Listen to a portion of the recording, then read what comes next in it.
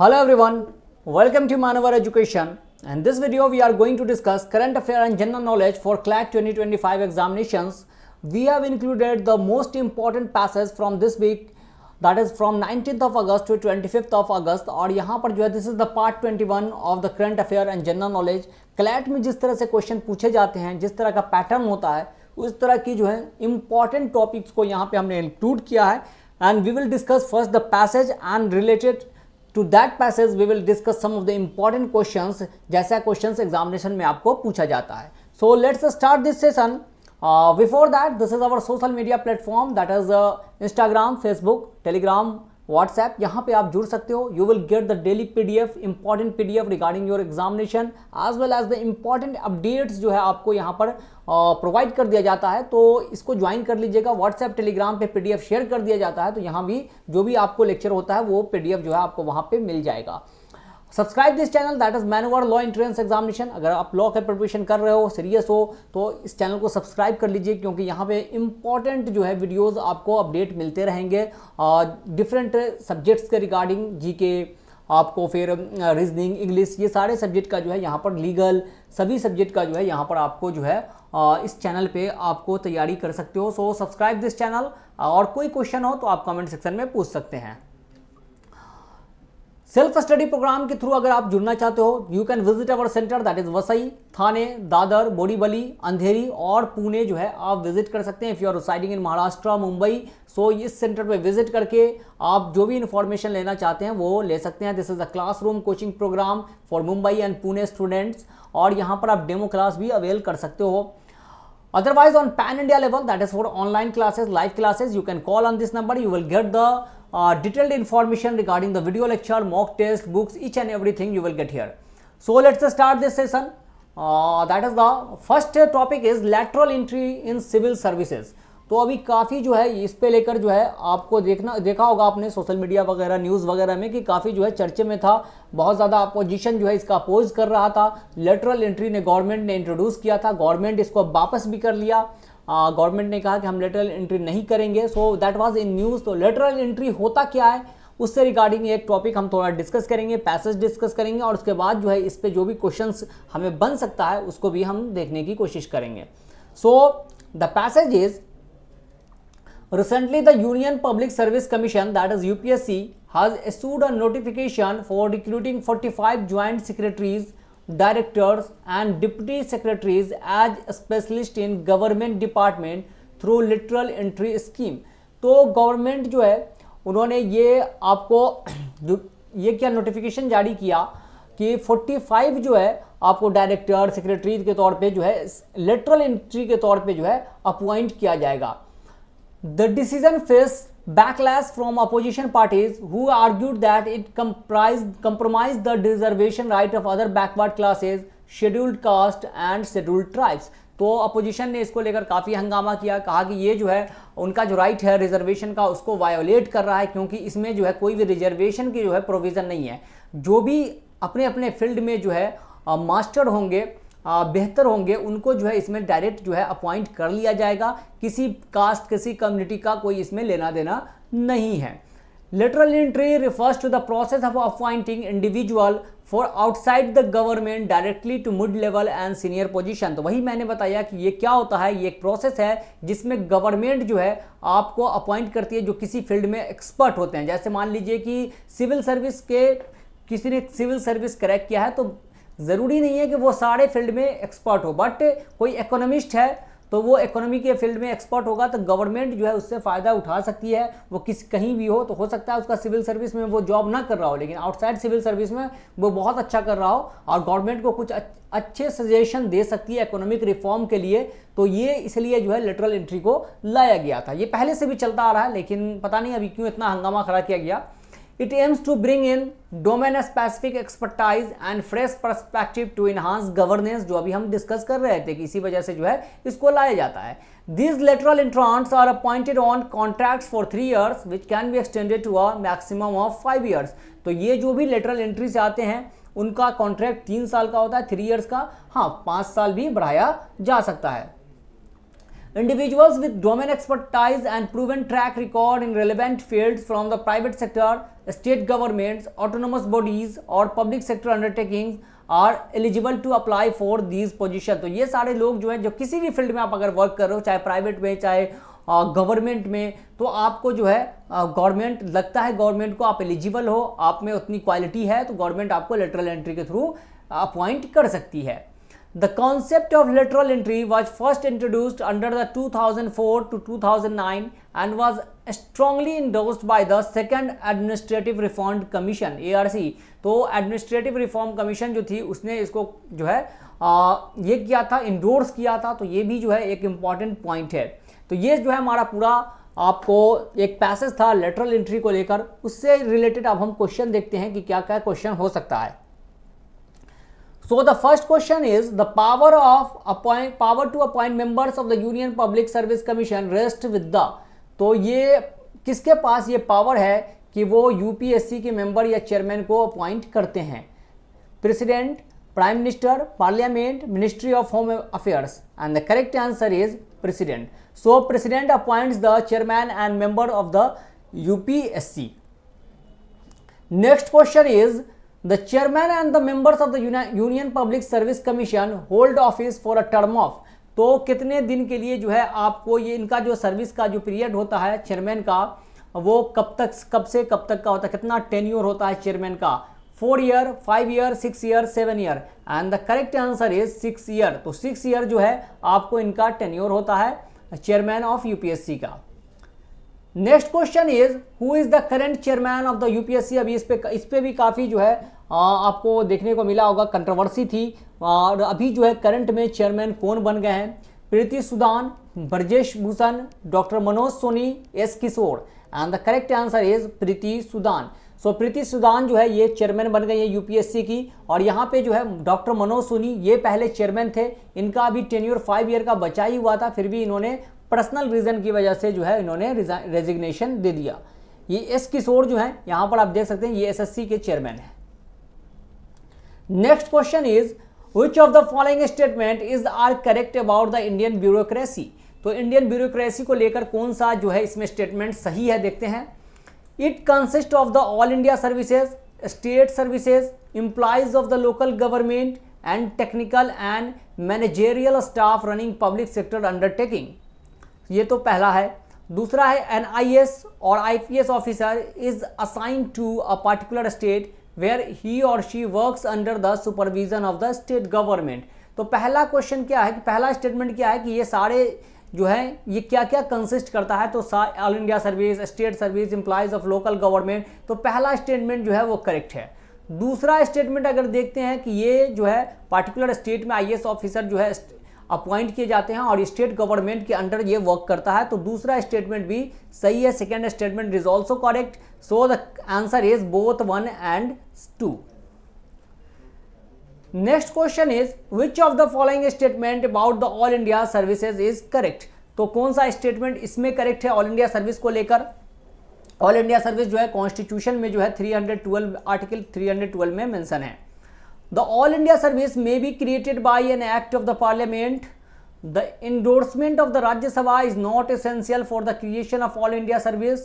The rules of recruitment to All India Services are determined by the UPSC. The condition of service to All India Services may be altered by the UPSC. तो पहला statement हम देखते हैं, the all India service में be created by an act of the parliament. तो ये सही statement है, ये पार्लियामेंट के एक्ट के थ्रू बनाया जाता है। राज्यसभा का इसमें बहुत रोल होता है, तो ये स्टेटमेंट गलत है। यूपीएससी जो है इसको डिटरमाइन नहीं करते हैं, ये भी गलत है रिक्रूटमेंट को, और सर्विस के कंडीशन को भी यूपीएससी डिटरमाइन नहीं करता है, तो ये भी गलत है। ऑप्शन 1 जो है करेक्ट आंसर हो जाएगा। द ऑल इंडिया सर्विसेज में be created by an act of the parliament. Next passage is about the sub clinical tuberculosis. जो टीबी जो होता है लंग्स डिजीज है, और उसके बारे में अभी जो है हम यहाँ पर देखने जा रहे हैं। बहुत इंपॉर्टेंट है, बहुत सबसे ज़्यादा डेथ टीबी की वजह से इंडिया में होता है, वर्ल्ड में भी सबसे ज़्यादा इसी की वजह से डेथ होता है। तो इसके बारे में थोड़ा एक आर्टिकल है, उसको देखते हैं। सो सब clinical tuberculosis TB is a growing concern in India, contributing to the slow decline in TB incidence rates despite advance in detection and treatment. तो ये है क्या कि ये जो है स्लो डिक्लाइन दिख रहा है, सब क्लिनिकल टीबी जो है वो बढ़ रहा है, लेकिन ये क्या होता है उसके बारे में भी हम देखेंगे, जिसकी वजह से इंडिया में जो है इसका जो है रेट जो है हमें देखने को नहीं मिल रहा है, टीबी रेट कम होने को देखने को मिल रहा है। सब क्लिनिकल क्या होता है? Sub clinical TB refers to a form of TB infection where individual do not exhibit the typical symptoms of the disease such as persistent cough. तो क्या होता है कि इसमें जो है से आपको वो सिम्टम्स दिखेगा नहीं कि टीबी का है। टीबी में क्या होता है ट्यूबरक्लोसिस में कि कफिंग जो है इंसान का जो परसिस्टेंट कफ होता है, वूपिंग कफ जो होता है वो रेगुलर कफ जो है आता रहता है, लेकिन ये जो है सब क्लिनिकल ट्यूबरक्लोसिस में कफ वगैरह नहीं होता, जिसकी वजह से जो है आपको आइडेंटिफाई करने में, डायग्नोज करने में काफ़ी डिफिकल्टी होती है। This makes it harder to detect compare to active TB which present with more apparent symptom. तो वही बात है कि इसको जो है आपको डायग्नोज करने में काफ़ी डिफिकल्टी फेस आ रही है। It is often identified through imaging techniques like chest x ray और molecule test as it may not be noticeable through routine symptom based screening. तो इसके लिए जो है आपको एक्सरे वगैरह, मॉलिकुलर टेस्ट वगैरह किया जाता है, जिससे जो है तब जाकर कहीं जो है पता चल पाता है कि इसको टीबी है। Sub clinical TB accounted for 42.6% of the cases in national TB prevalence survey 2019-21। तो सर्वे में जो है आपको कहा गया कि इतना केसेस जो है सब क्लिनिकल टीबी का है। TB is preventable and curable with antibiotics typically including ionized rifampin, pyrazinamide, ethambutol and streptomycin. ये सारे जो दवा हैं एंटीबायोटिक्स हैं, उसके थ्रू जो है टीबी को क्योर किया जा सकता है, प्रिवेंट किया जा सकता है। टीबी एक बैक्टीरियल डिजीज है और टीबी को जो है इस तरह से हम प्रिवेंट कर सकते हैं। Multi drug resistant TB MDR TB is caused by bacteria resistant to first line drugs treatable with costly and toxic second line drugs. तो मल्टी रेजिस्टेंट टीबी जो होता है, क्या होता है कि आपको अगर किसी को मल्टी रेजिस्टेंट टीबी हो जाता है तो वो उसको जो टीबी का नॉर्मल ड्रग्स है, नॉर्मल जो मेडिसिन है वो काम ही नहीं करता, उस पर कोई फ़र्क ही नहीं पड़ता। फिर जो है बहुत ज़्यादा जो है आपको टॉक्सिक जो है सेकंड लाइन ऑफ ड्रग जो है वो दिया जाता है, बहुत हेवी ड्रग जो है आपको इंजेक्ट किया जाता है, तब जाकर जो है ये कहीं आपको ट्रीट कर पाता है। People living with HIV, human immunodeficiency syndrome virus are 16 times more likely to develop TB. तो जिनको HIV है, एड्स है, वो जो है ज़्यादा से ज़्यादा वल्नरेबल है टीबी के लिए। TB is the leading cause of death among people with HIV। ज़्यादा लोगों की डेथ होती है जो HIV से जो है आपको पहले से अफेक्टेड है। Without proper treatment 60% of HIV negative people with TB and nearly all HIV positive people with TB will die. तो अगर जो है आपको अगर इफेक्टिव ट्रीटमेंट नहीं मिलता है, तो अगर किसी को HIV है तो 60% और साथ साथ टीबी हो जाता है तो 60%, HIV नहीं है और टीबी होता है तो 60% जो है आपको डेथ रेट है, और HIV के साथ अगर टीबी है तो फिर तो 100% डेथ रेट आपको देखने को मिलेगा। आइए अब इससे रिलेटेड कुछ क्वेश्चंस देखते हैं। The first question is which test use for diagnosis of tuberculosis. TB के लिए कौन सा टेस्ट जो है हम लोग यूज़ करते हैं टीबी को डायग्नाइज करने के लिए? Schick test, Mantoux test, VDRL test, ELISA test. And the correct answer is Mantoux test. तो ये जो है आपको टीबी के लिए यूज़ होता है, आपको टीबी को डिटेक्ट करने के लिए जो है यूज़ किया जाता है। Next question is what is the primary causative agent of tuberculosis. तो ट्यूबरक्लोसिस का जो है एजेंट कौन सा है? बैक्टीरिया से होता है, हमें पता है। Mycobacterium leprae, mycobacterium tuberculosis, streptococcus pneumoniae, bacillus anthracis.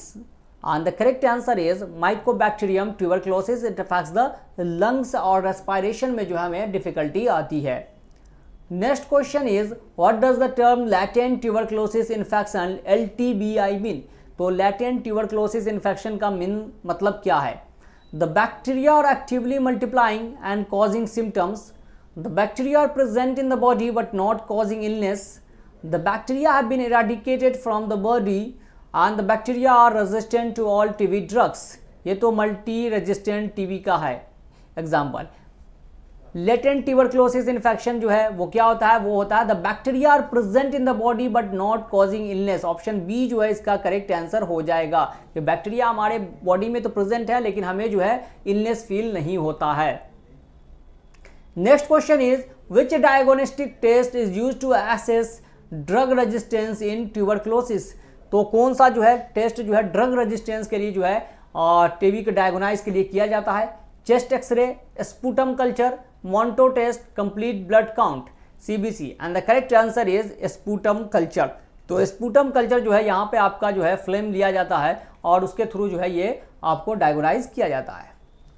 Next question is which of the following is the common method for diagnosing HIV infection? HIV जो एड्स होता है उसके इन्फेक्शन को डायग्नोनाइज करने के लिए कौन सा टेस्ट करते हैं?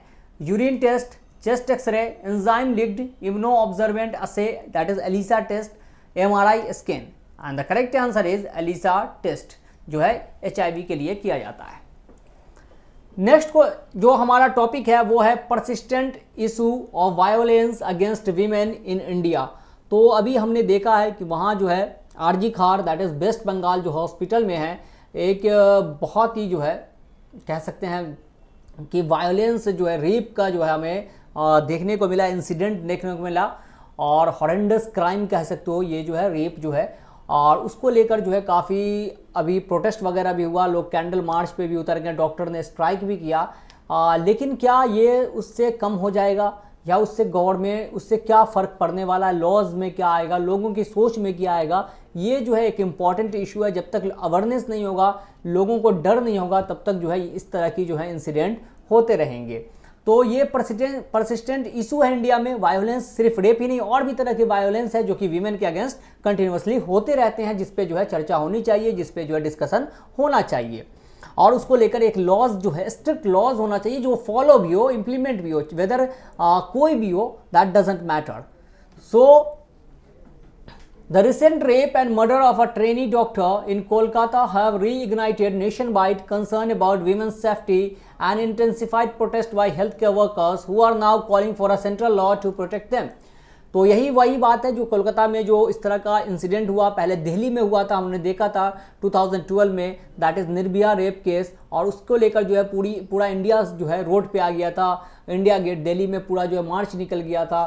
तो उसके बाद जो है ये इम्पॉर्टेंट जहाँ पे जो है बहुत बड़ा प्रोटेस्ट जो है देखने को हमें मिला है। ये सिर्फ एक प्रोटेस्ट है, एक इंसिडेंट हम देख रहे हैं, लेकिन ऐसे इंसिडेंट जो है कंटिन्यूसली जो है हमारे कंट्री में हर स्टेट में हर जगह जो है कितने भी ये ऐसे इंसिडेंट हो रहे हैं, कितने ऐसे इंसिडेंट है जो रिपोर्ट भी नहीं होते हैं। Despite stricter laws, crime against women persist and continue to rise, underscoring the urgent need for comprehensive reform.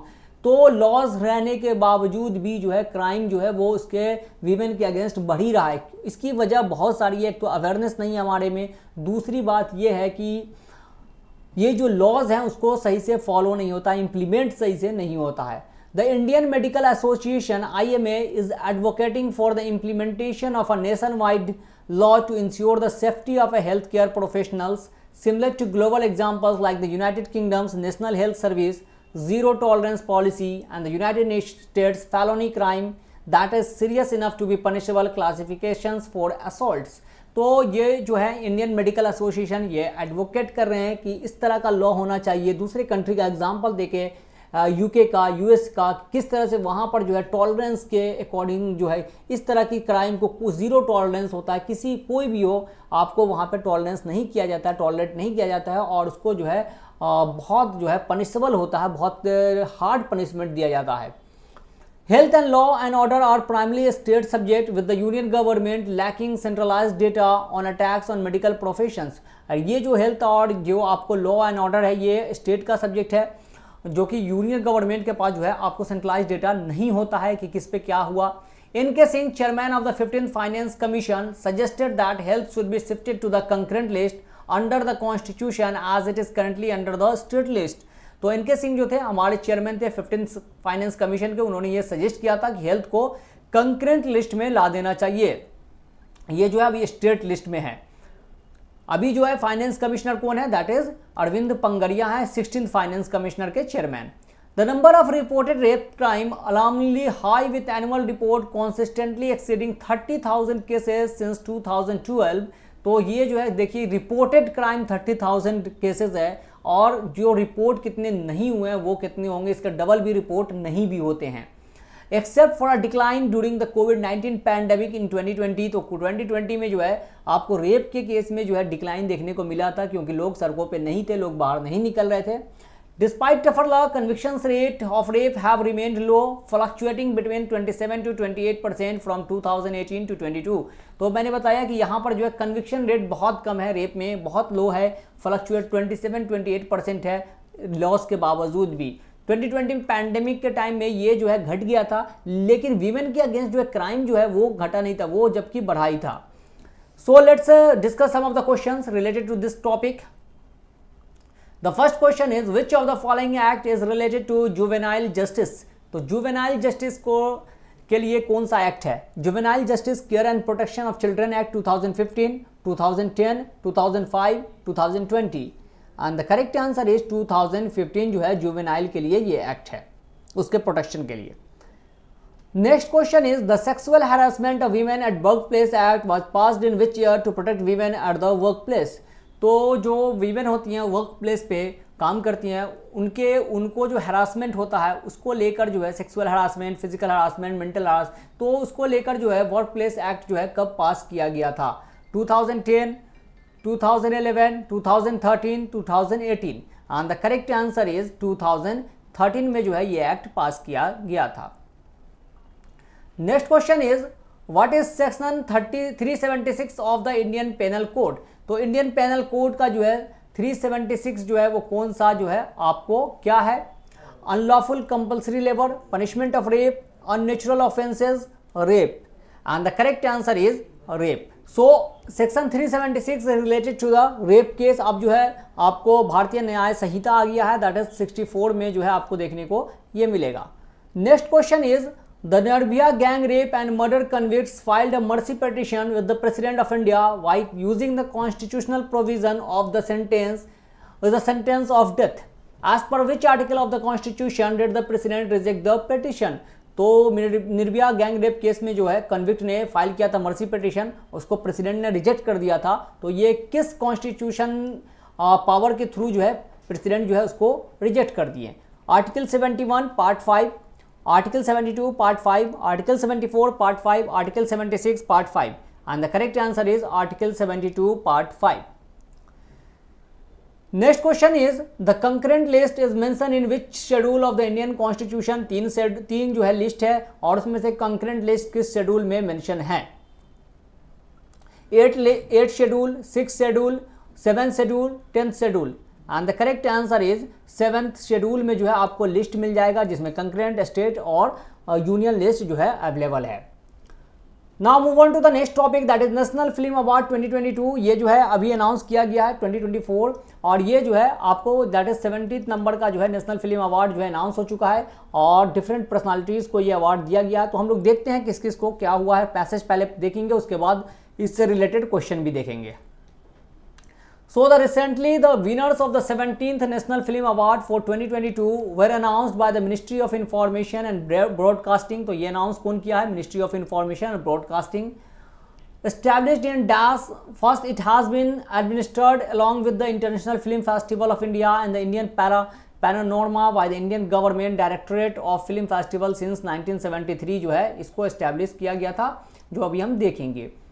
Winner क्या करते हैं? Winner receives a medallion, a cash prize and a certification of merit जो है इनको दिया जाता है।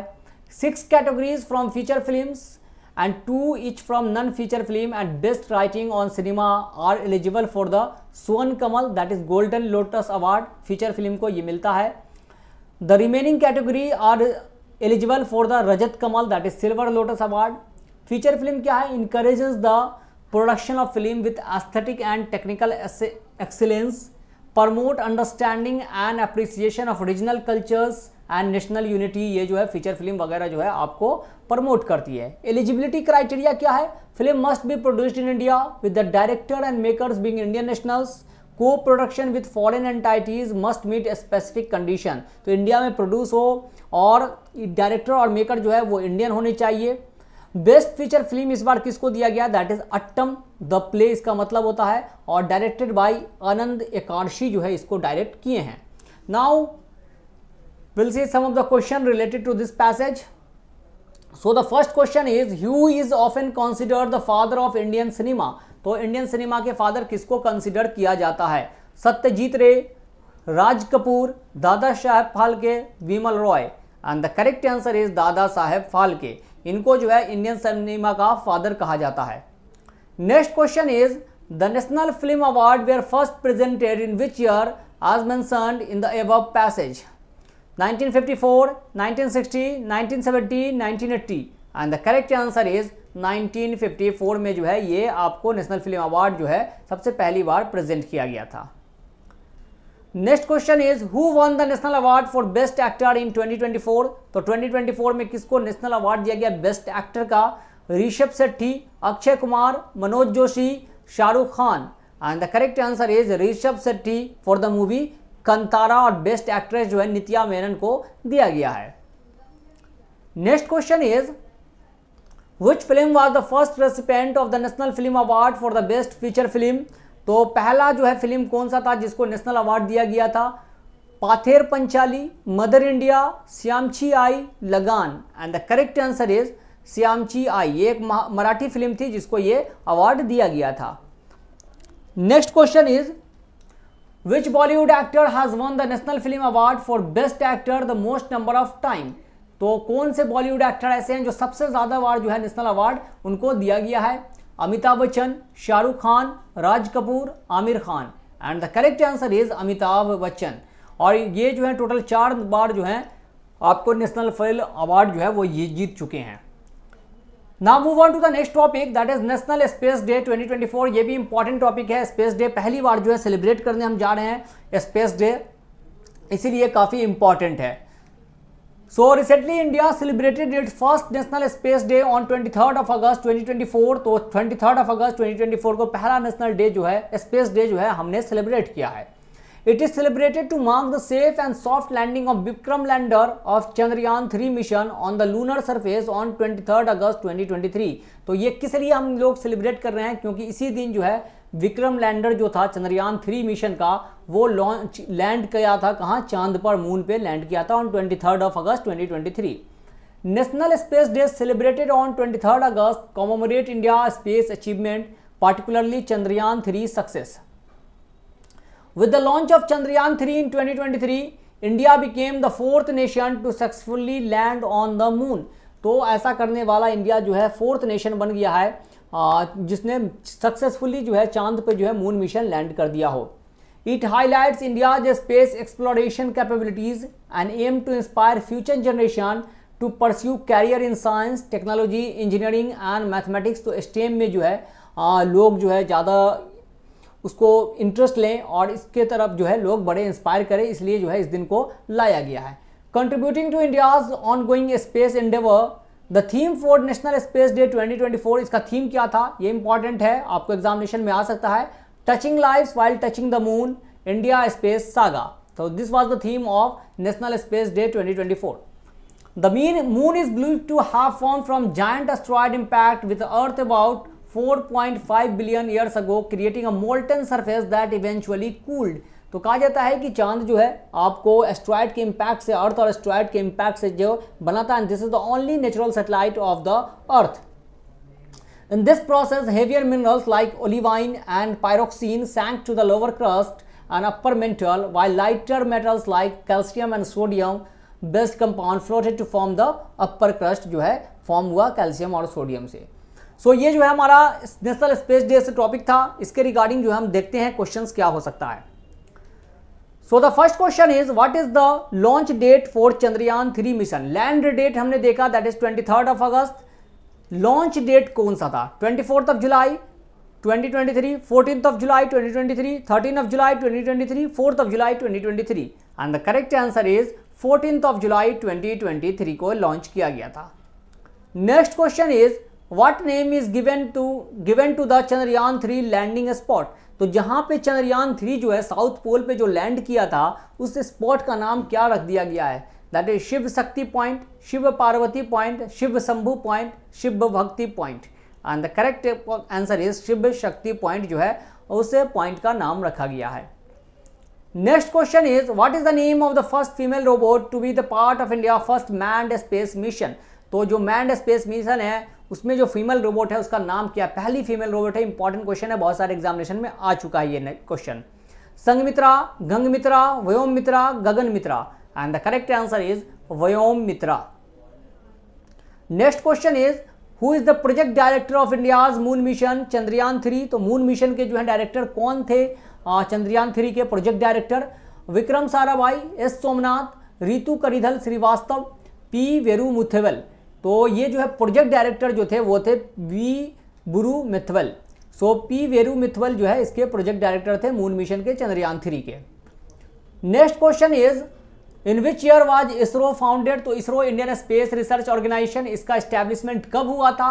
1962, 1969, 1975, 1984। And the correct answer is 1969। 15 अगस्त 1969 को इसका एस्टेब्लिशमेंट हुआ था and the first chairman was Vikram Sarabhai. अभी चेयरमैन कौन है? एस सोमनाथ जो है इसके चेयरमैन है करंट।